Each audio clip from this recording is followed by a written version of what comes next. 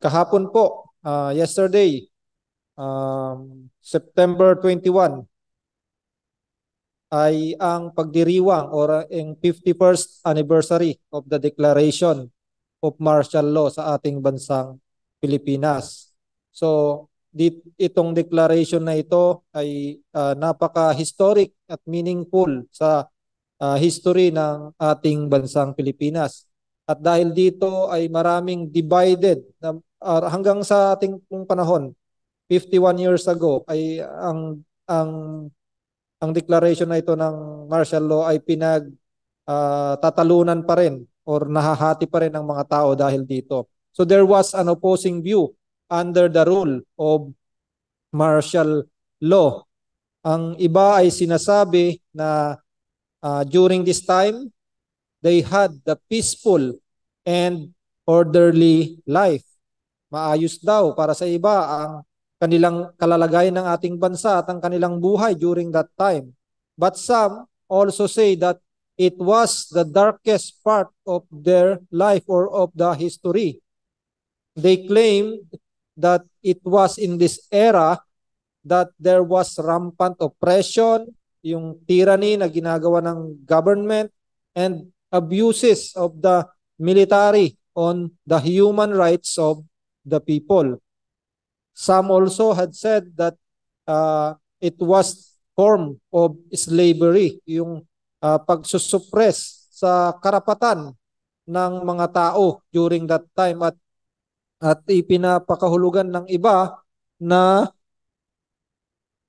sila po ay hindi nabibigyan ng freedom or wala silang mga kalayaan. So today po, as we start the study of the letter of the Apostle Paul to Philemon, it is somehow the view of some patungkol dito sa letter na ito. Sinasabi na ang iba, ang kanilang view on this letter, sa letter to Philemon, that it is written as an attack on the institution of slavery.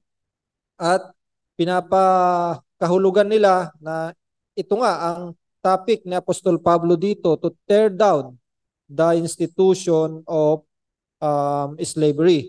But seemingly, kung atin pong pag-aaralan ang banal na kasulatan, especially in the New Testament, it is seemingly that there is no place in the scripture of an effort to abolish slavery.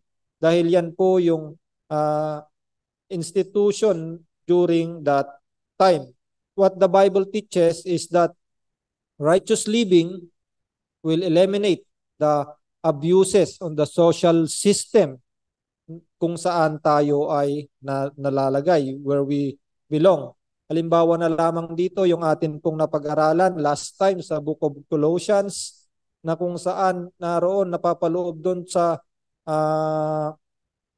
household codes, na kung saan yung pagsunod sa kanilang institution during that time, the submission of wife to the husband, the submission of children to their parents, at maging yung kanilang mga slaves sa kanilang mga masters. At then pinapahayag din yan sa Book of Galatians and Ephesians.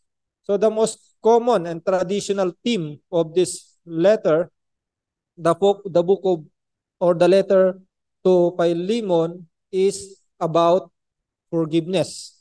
It is about forgiveness, or the kind reception of the fugitive slave Onesimus by his master Philemon. So I have decided na magpatuloy dito sa study to the letter to Philemon because of the close connection of this book to the previous study that we had in Colossians. So as we go along in the study of letter, God willing po that He, our God, will grant us wisdom upang makita natin ang kagandahan ng katuruan na napapaloob dito sa maiksing sulat ni Apostol Pablo kay Philemon.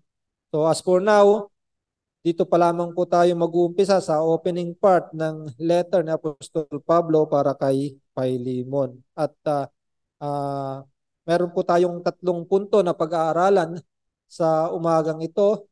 Unang-una is, ang ating pong pag-aaral sa umagang ito is sa verses 1 to 3 at meron po tayong tatlong punto na pag-aaralan mula dito. Una is yung author o yung sumulat ng letter na ito, yung recipient, yung in-address, kung para kanino yung letter na ito, at ang pangatlo is yung greetings.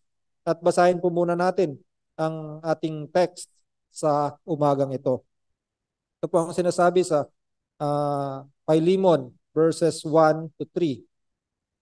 Paul, a prisoner for Jesus Christ, and Timothy, our brother, to Philemon, our beloved fellow worker, and Apphia, our sister, and Archippus, our fellow soldier, and the church in your house, grace to you and peace from God, our Father, and the Lord Jesus Christ. Bago po tayo magpatuloy, tayo po manalangin para sa tulong ng ating pong Panginoong Diyos. Panginoon, o aming Diyos, as we start this study on the short letter to Philemon, dalangin po namin, Panginoon, na even maiksi at marahil iniisip ng iba na insignificant itong letter na ito, but your word, Panginoon, is punong-puno ng pagtuturo at blessing.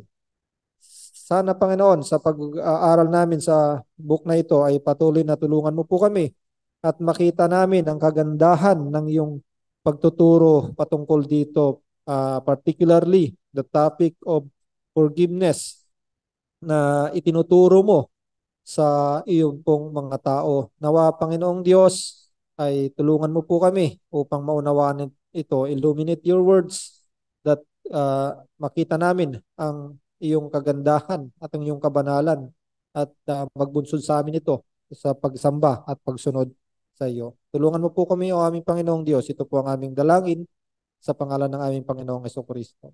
Amen. So kagaya ng ating nasabi that this letter is ang team nito ay patungkol sa forgiveness or yung kahilingan ni Apostol Pablo kay Philemon upang tanggapin ng malugod ang kanyang fugitive slave na si Onesimo. Una nating punto dito is yung author of this book sa verse 1. Paul, a prisoner for Christ, and Timothy, our brother.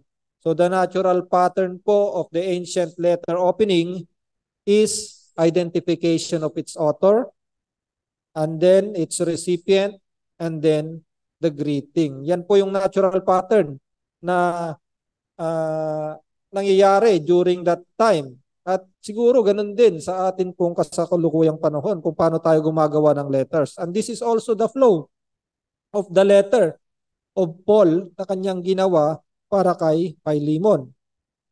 In-identify dito ni Apostol Pablo as yung kanyang sarili as the author of this letter. Usually po ina-identify ni Apostol Pablo ang kanyang sarili as an apostle sa pambungad ng kanyang mga liham. But here sa letter to Philemon, in-identify niya ang kanyang sarili as a prisoner for Christ. At madalas nga, sabi ko, di ba yung apostle, yung title lagi ng apostle ni Pablo para sa kanyang mga liham. But except on some letters, kagaya ng sa Philippians and sa 1st and 2nd Thessalonians. So, parang ibinaba niya yung kanyang title as an apostle dito sa letter na ito at ginamit niya yung word na prisoner. At in-identify niya ang kanyang sarili as a prisoner for Christ. So commentator says that it is probably because of the personal nature of the letter. May mga iba pang personal letter si Apostol Pablo. Ito ay para sa yung tulad na lamang ng letter niya to Timothy. It's a personal letter, and to Titus. Ngunit dito sa letter na ito ay ginamit niya yung word na prisoner instead of an apostle, kagaya dun sa mga ibang personal letters niya. So ini-instruct niya si Philemon not as an apostle but as a prisoner. He is pleading as a prisoner for Christ, or he is requesting as a prisoner for Christ. So ang purpose po ni Apostol Pablo on writing this letter is for forgiveness and to request for a kind reception on the fugitive slave na si Onesimus. So this is more of a personal matter. Yung concern niya dito is more of a personal matter. Kaya rin niya siguro nabanggit yung title na prisoner at hindi yung apostleship, yung authority of being apostle, dahil hindi rin ang purpose dito is mainly personal at hindi ang ministry concern.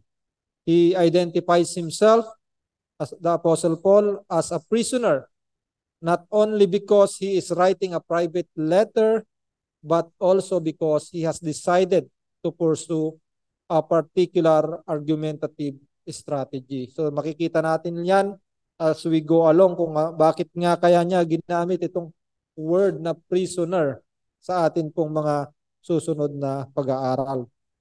So Paul's imprisonment is a subtle reminder of his own sacrifice for the sake of the gospel and should lead Philemon to look on his request with sympathy. Parang ipinapakita dito na Apostol Pablo na humihingi siya ng sympathy as a prisoner for Christ para i-plead yung kanyang request kay Philemon. At sabi nga ni Martin Luther, Paul empties himself of his great right to compel Philemon also to waive his rights. So parang ibinaba niya yung kanyang sarili as a prisoner, not an apostle, sa pag-address niya sa kanyang sarili para ma-compel si Philemon para sa kanyang request. So with his reference to being a prisoner, Paul also aligns himself with the weak and powerless Onesimus. Ibinaba niya yung kanyang sarili na katulad ni Onesimo as a prisoner, as a slave of Christ. So the mention of himself as a prisoner implies that the favor he is asking Philemon to grant is rather easier compared to the sacrifice he is doing for the Lord, which resulted him in imprisonment.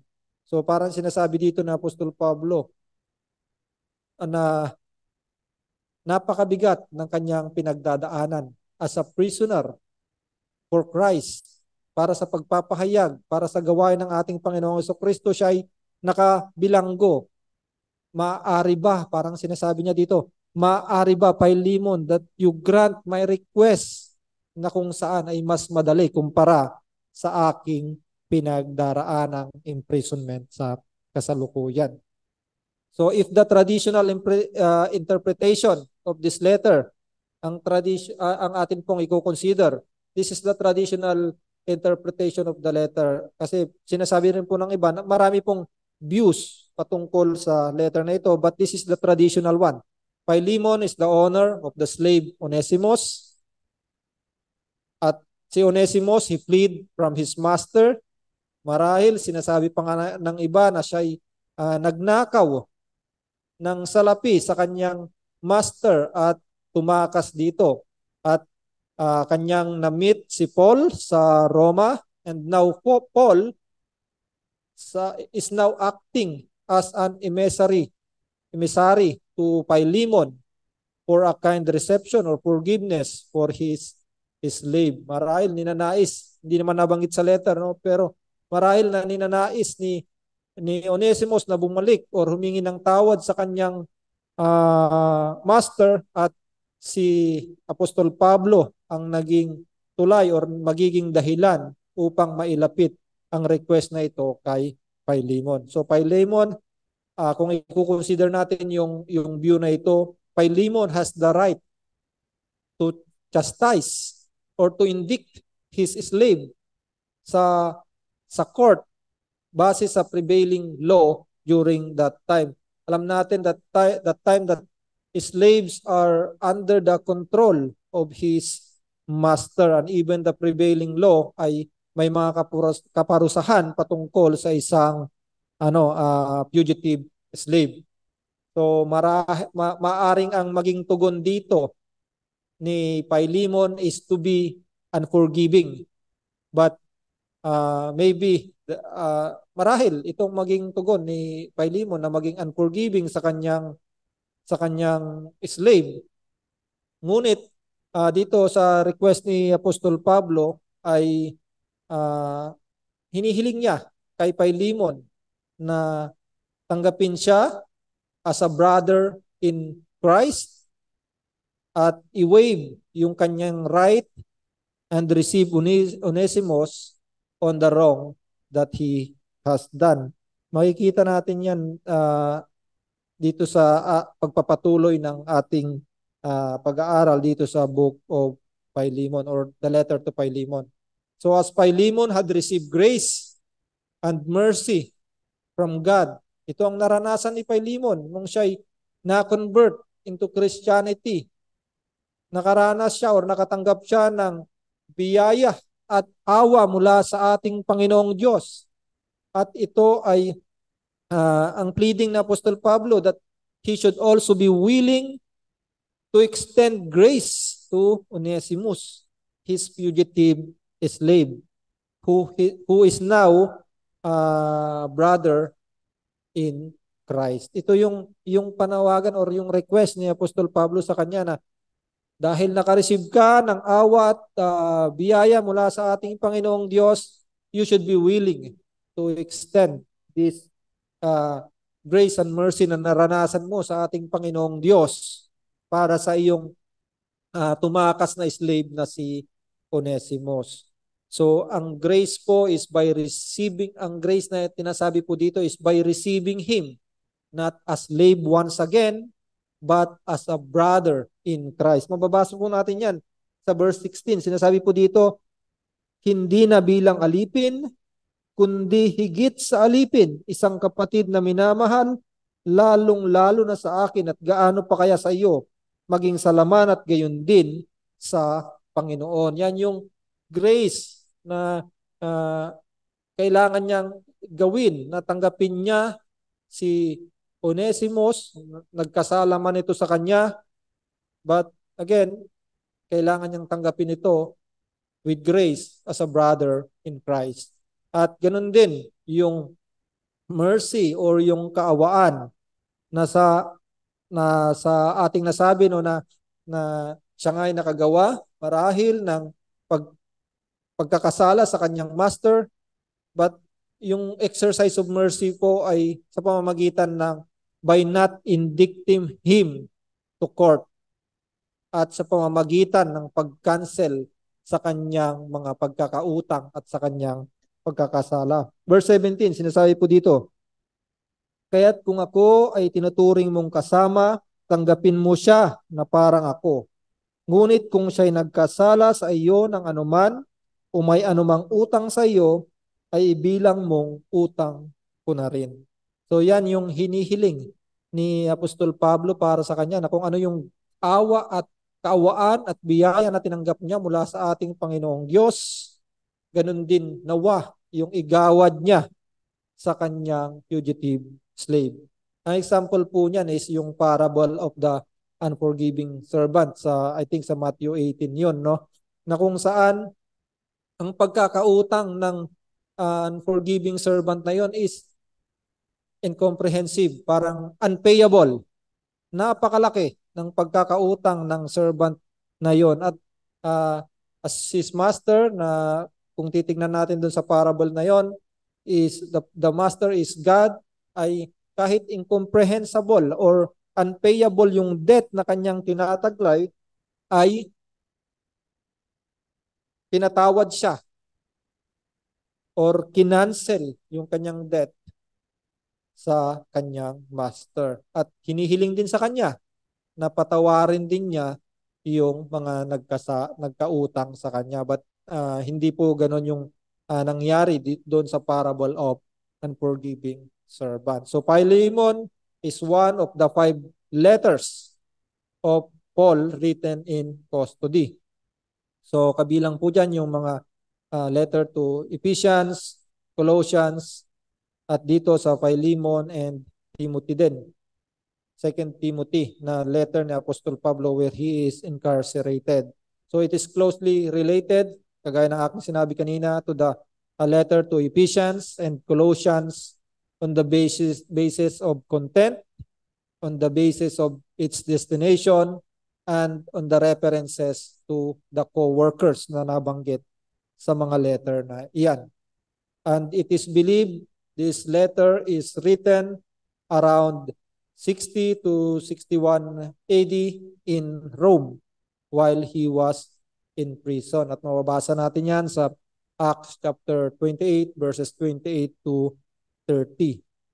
So si Timothy rin ay nabanggit dito sa panimulang bahagi ng letter na ito. Timothy is with Paul as he writes in the same way as in Colossians 1:1 na kung saan nabanggit din doon si Timothy. But hindi po sinasabi dito na siya ay co-author of this letter, but most probably he was a companion during that time of imprisonment ni Apostol Pablo. At dumako tayo sa ikalawang punto, yung recipient naman o yung kung kanino naka-address ang letter na ito, the recipient. So the letter is addressed to Philemon, whom Paul calls our dear friend and fellow worker. Sinabi niya dito na to Philemon, our beloved brother and fellow worker. Yan po yung address na sinabi niya patungkol sa tatanggap ng sulat na ito or para kanino itong sulat na ito, para kay Philemon. He is a beloved friend to Paul as well as a fellow worker or laborer for the cause of the gospel. So si Philemon po is a resident of Colossae, hindi man siya nabanggit in the other letters, but dito lang siya nabanggit sa letter na ito. But dito makikita natin that he is a resident of Colossae. Paul did not consider himself more superior than Philemon in his ministry status, but inilabel niya ang kanyang sarili as fellow worker. Friend, sinabi niya, beloved friend and fellow worker, si Philemon. So parang inilabel din ni Apostol Pablo ang kanyang sarili as a fellow worker kay Philemon. So what was recorded concerning him, kay Philemon, dito sa verse 7 ay entitled him to be called a fellow worker. Ano bang sinasabi doon sa verse 7? Sinasabi dito, sapagkat ako'y totoong nagalak at naaliw sa iyong pag-ibig, sapagkat ang mga puso ng mga banal ay naginhawaan sa pamamagitan mo, kapatid ko. So, dito makikita natin na it is entitled for him as a co-worker dahil ang mga kapatid, ang mga banal ay nagiginhawaan dahil sa kanyang mga gawa. So, yung word na fellow worker denotes Christians in general. Lahat ng mga ministeryo, nagpapagal para sa gawain ng ating Panginoong Diyos, sa ating Panginoong Jesucristo is in general, they are called fellow workers. Second Corinthians chapter 1 verse 24. Hindi sa nais naming maging Panginoon sa inyong pananampalataya, kundi kami ay mga kamanggagawa ninyo para sa inyong kagalakan sapagkat kayo'y nakatayong matatag sa inyong pananampalataya. So in general, tinatawag na fellow worker ang bawat nagpapagal or gumagawa sa karya ng ating Panginoong Diyos. But generally, dito sa text natin pong pinag-aaralan, it applies as a designation only to the people who have worked closely with Apostle Paul on the significant ministry na kanyang ginagawa. Kagaya na ramang sa Book of Romans 16, verse 3.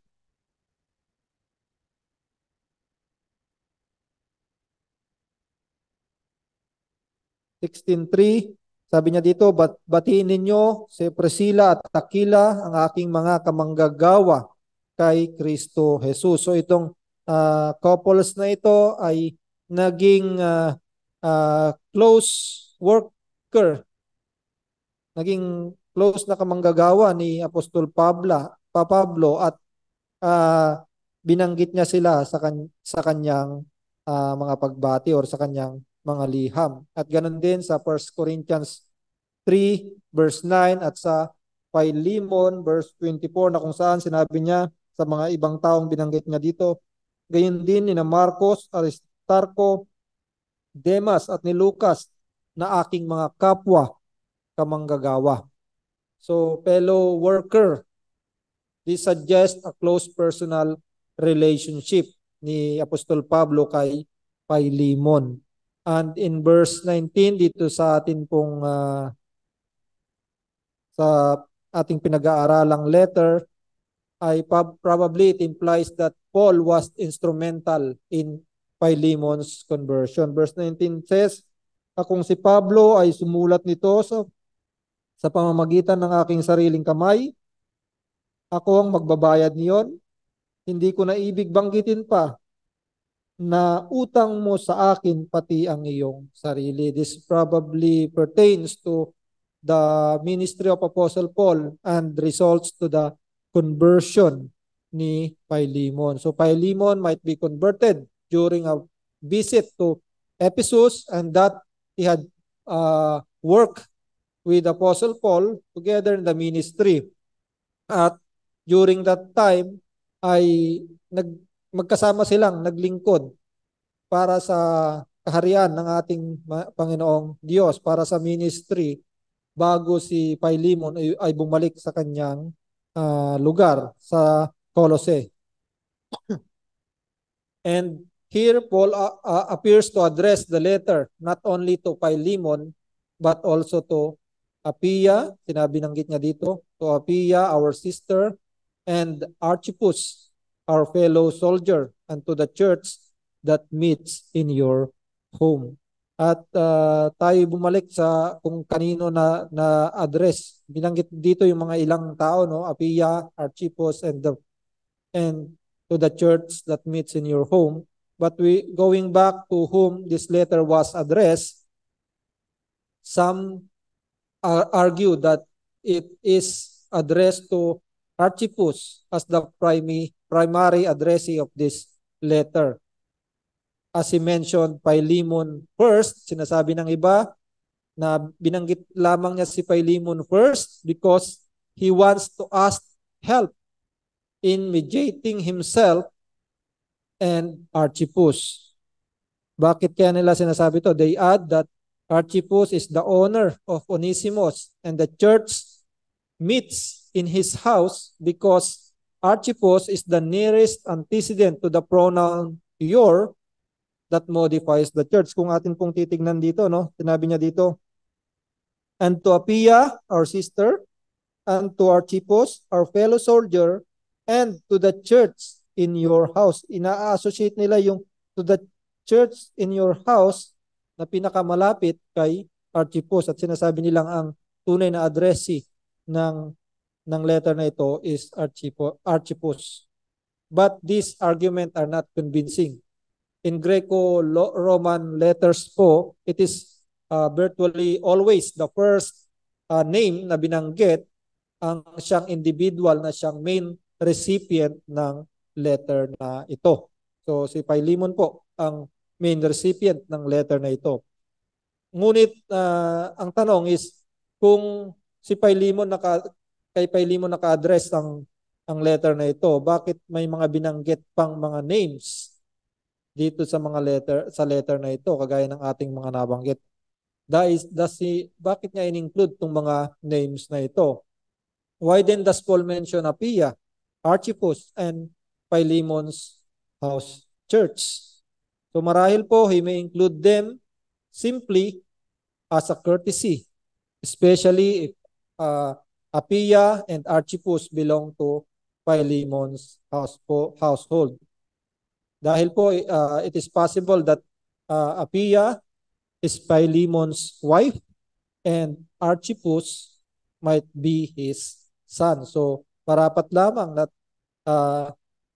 Paul will address them na kabilang sa household ni Philemon. So, Philemon will be the one to make decision. Siya yung ina-address dito. Siya yung gagawa ng desisyon or magpupulfill ng request ni Apostol Pablo. But they may help Philemon to do his duty. Maaring may kabahagi rin sila dun para i-perform ni Philemon ang kanyang duty. And they will be enlightened. Makikinabang sila on how to solve the important matter na ganito, ng pagpapatawad sa isang runaway slave, sa isang fugitive slave. At sila ay ma-illuminate sa pamamagitan ng banal na espiritu on the words na mga request ni Apostol Pablo. So, maaring they will be blessed. Kabilang sila sa mga in-address na sa sulat na ito, they will be blessed on how Philemon do the request that was asked him to do.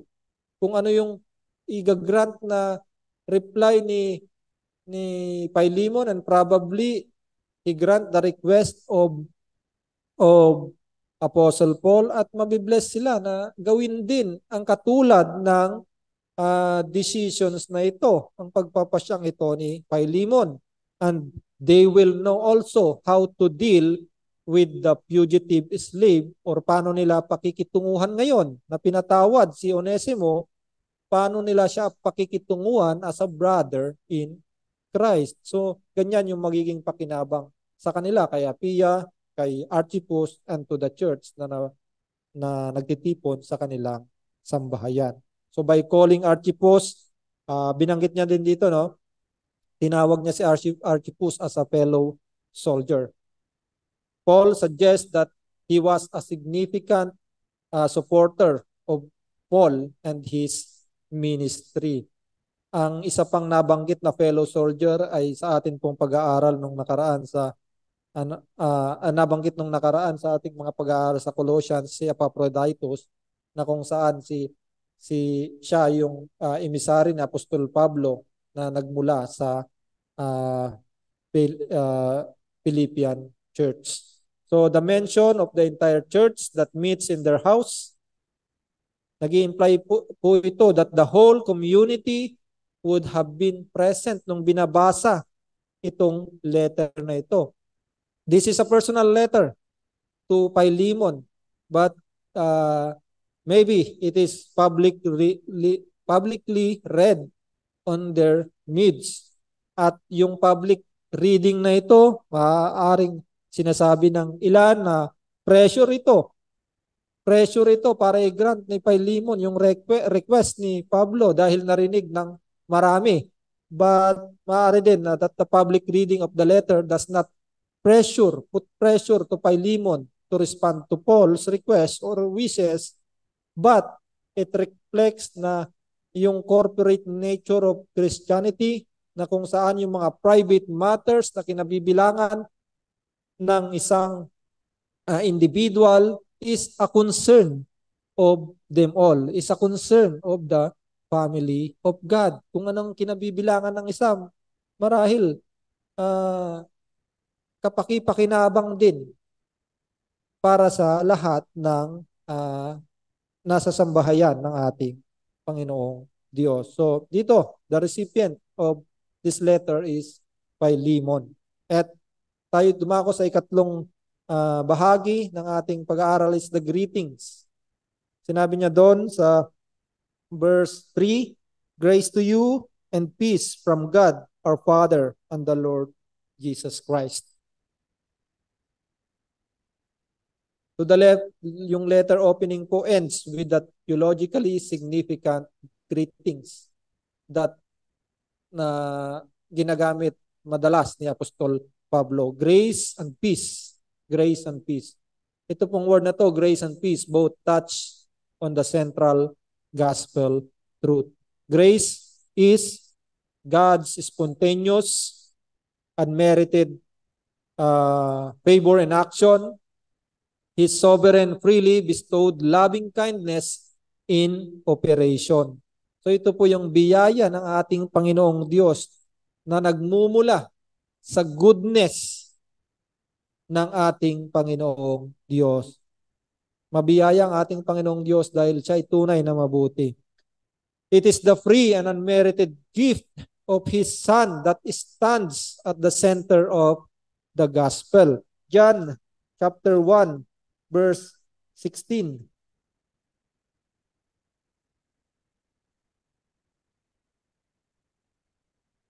John 1:16, sinasabi po, at mula sa kanyang kapuspusan ay tumanggap tayong lahat, biyaya na sinundan pa ng ibang biyaya.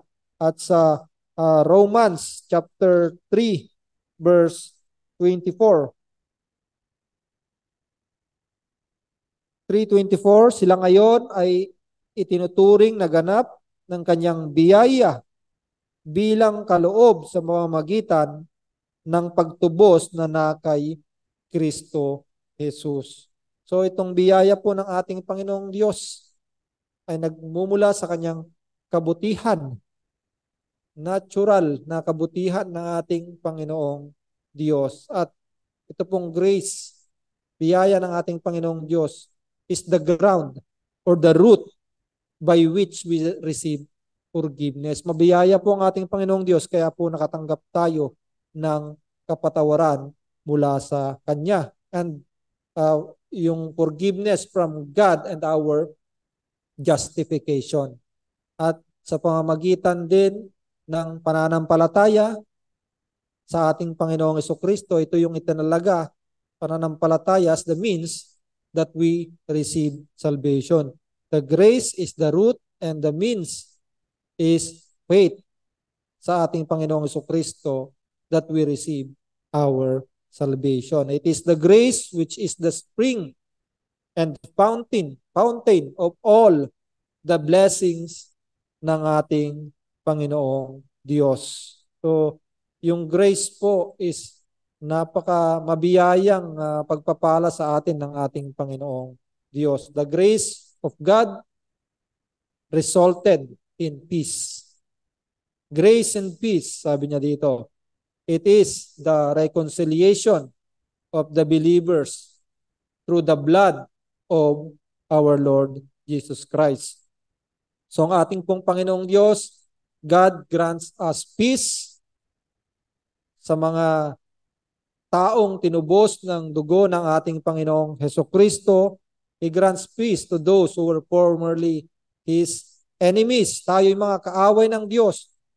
But through the shed blood in the cross of our Lord Jesus Christ, ang atin pong mga pagkakasala ay nabayaran sa pamamagitan ng dugo ng ating Panginoong Hesukristo. At doon ay nagkamit tayo ng kapayapaan sa ating Panginoong Diyos na dati ay tayo'y mga kaaway ng ating Panginoong Diyos. So, itong peace po na ito, it is the well-being established by God to His people through the word of His Son. Ephesians chapter 2, verse 14.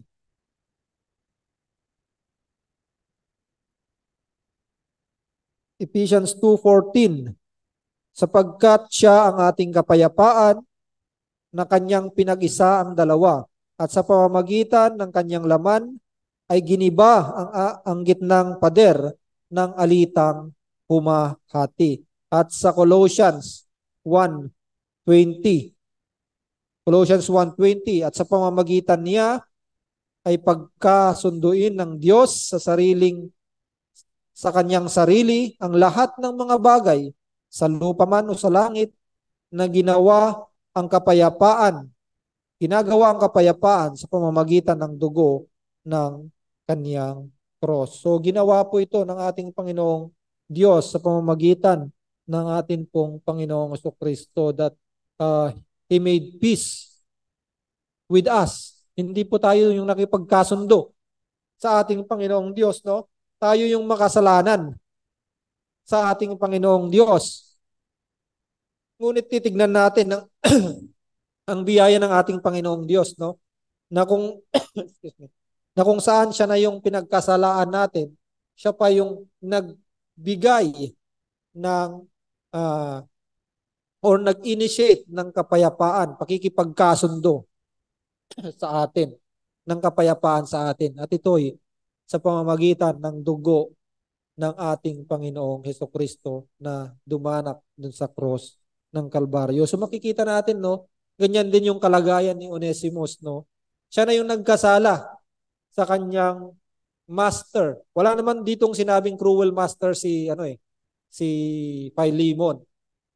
In fact, dito sa verses 4 to 8, makikita yung commendation dito na Apostol Pablo na siya isang mabuting manggagawa at isang mabuting Kristiyano. Walang sinabing siya ay cruel master at siya ay tinakasan ni Onesimus dahil sa kanyang cruelty. So, yan, no?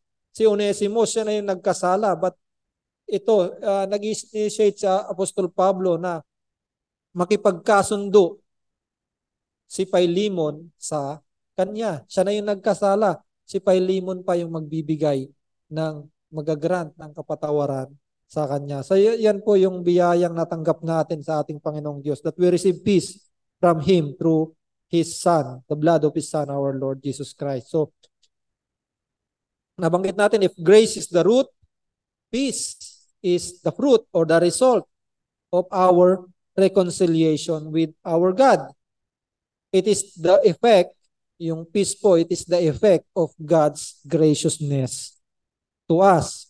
So the grace and peace na mayroon tayo na natanggap din ni Philemon ay siyang hinihiling sa kanya ni Pablo ngayon, na igawad din niya kay Onesimo na kanyang alipin at ngayon ay kapatid na kay Kristo. Hinihiling niya na ang pagpapala, ang biyaya ng biyaya at kapayapaan ng ating Panginoong Jesucristo, biyaya, kawaan at kapayapaan sa ating Panginoong Jesucristo, natanggap ito ni Philemon, at ito yung inihiling na Apostol Pablo na nawa igawad din niya sa kanyang runaway slave na si Onesimo, na ngayon ay kapatid na kay Kristo.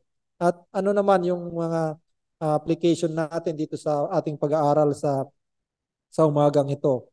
For us believers, by the grace of our Lord, we are reconciled to Him by the blood and righteousness of His Son, ang atin pong Panginoong Hesukristo. Sa biyaya ng ating Panginoong Diyos, ipinagkaloob niya ang kanyang anak at nagbuhos ng dugo at yung kanyang katwiran ang siyang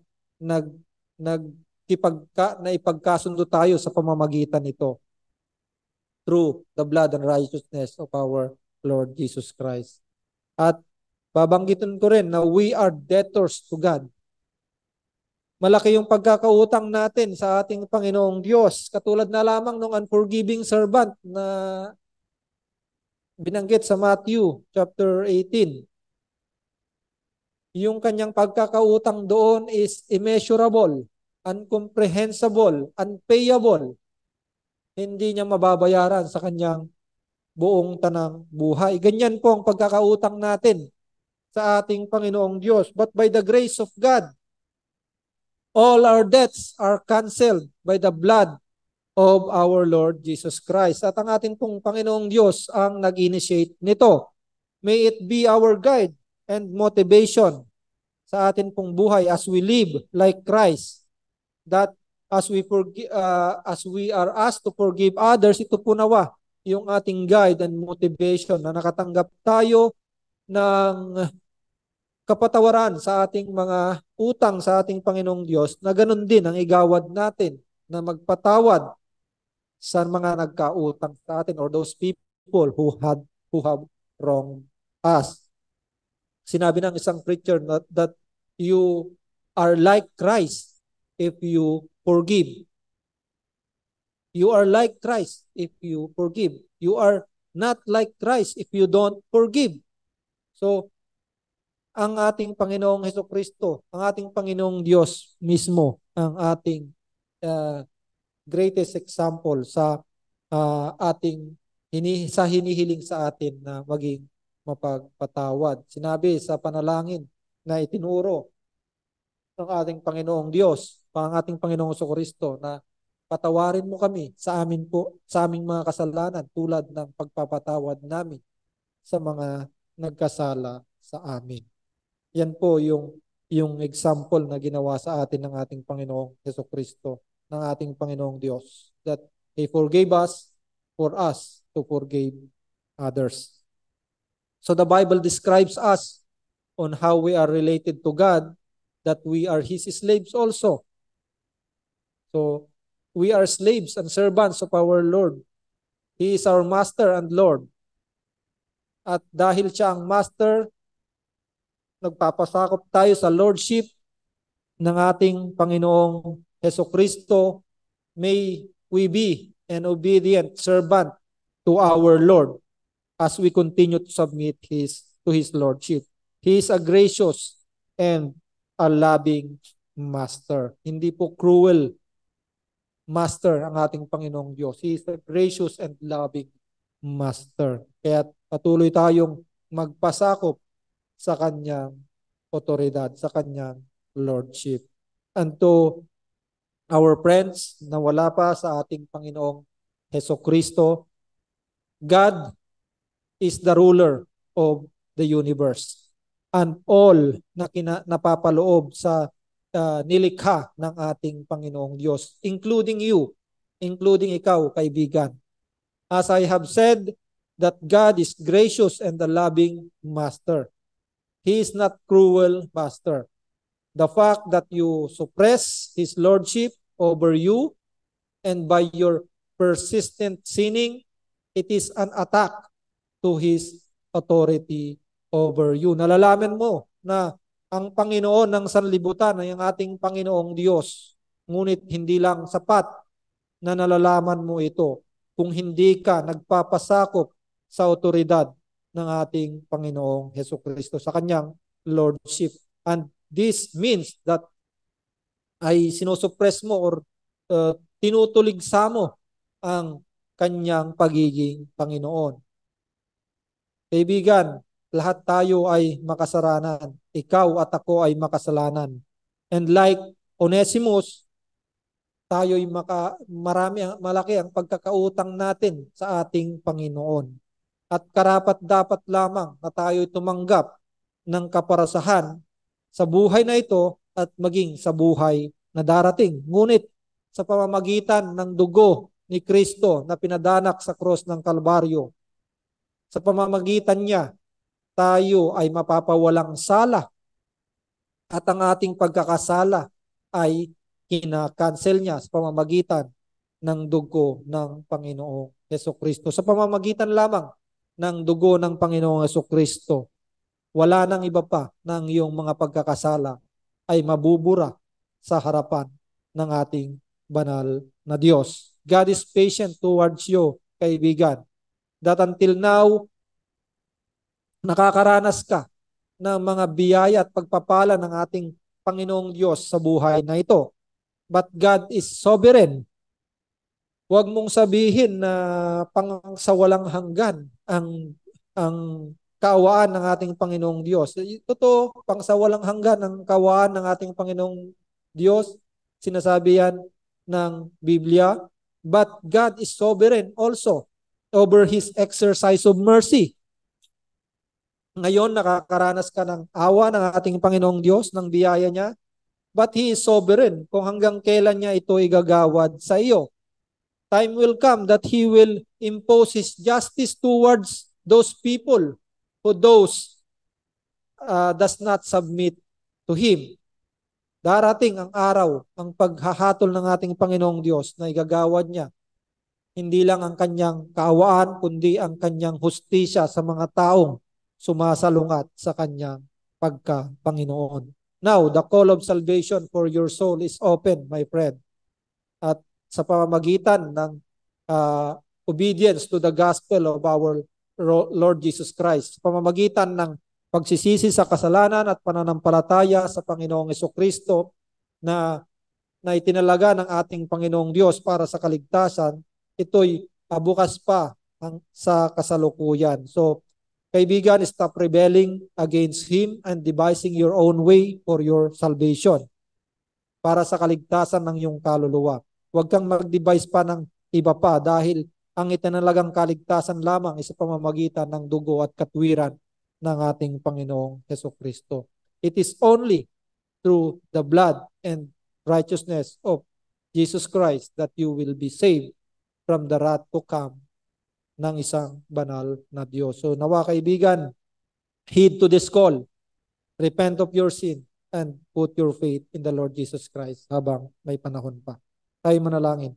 Panginoon o aming Diyos, salamat po sa iyong mga salita na naipahayag sa umagang ito. Nawa ito ay kumilos sa amin pong mga buhay at sa mga buhay ng aming pong mga kaibigan na wala pa sa aming Panginoong Jesucristo. At magresulta ito ng kabanalan sa mga sa iyong mga anak at pagsisisi rin sa kasalanan at pananampalataya sa mga taong wala pa sa iyo. Salamat po Diyos. Ito po ang aming samot panalangin.